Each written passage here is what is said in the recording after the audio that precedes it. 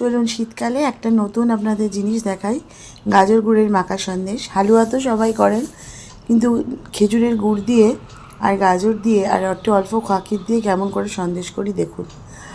এই আমি নিয়ে নিলাম 2 চামচ ঘি। অবশ্যই এটা 2 চামচ ঘিতে হয়ে যাবে পুরোটাই, আর কিছু লাগবে না। ঘি ছাড়া এটা কিছুতে করবেন না। আর এতে দিলাম 200 গ্রাম হচ্ছে গাজর, মানে গ্রেটেড করা গাজর, 1 পিঞ্চ হচ্ছে সল্ট। এর পরিমাণটা বাড়িয়ে কমিয়ে নিতে পারেন আপনারা আপনাদের আন্দাজ মতো। যখন পরিমাণটা বাড়াবেন সেই বুঝে দুধ, ক্ষীর এগুলো একটু বাড়িয়ে নেবেন। আচ্ছা, এতে দিলাম আমি 1/2 কাপ মতো দুধ। একটু বেশিও আমার লেগেছিলো, পরে আমি সেটা একটু দিয়েছি। ওই 1/2 কাপ থেকে 1 কাপ মতো দুধ লাগবে। এবার গাজরটাকে সেটা দিয়ে একটু সিদ্ধ হতে দিলাম। এবার যখন একটু সিদ্ধ হয়ে আসবে 150 গ্রাম মতো, 200 গ্রাম গাজর আমি 150 গ্রাম মতো খেজুরের গুড় দিয়েছি।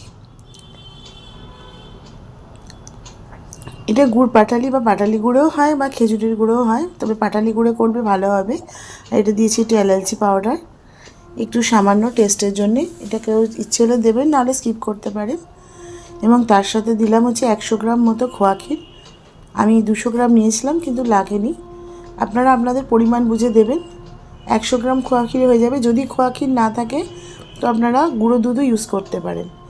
এভাবে 10 মিনিট নাড়তে হবে কড়ায়। নাড়ার পরে দেখুন আর 5 মিনিট লাগবে। আর এটা পুরোপুরি কড়া থেকে ছেড়ে দিয়েছে, আর তৈরি হয়ে গেছে গাজর গুড়ের মাখা সন্দেশ। খুব সুন্দর হয়, শীতকালে অবশ্যই একবার বানিয়ে বাড়িতে খাবেন, ভালো লাগবে।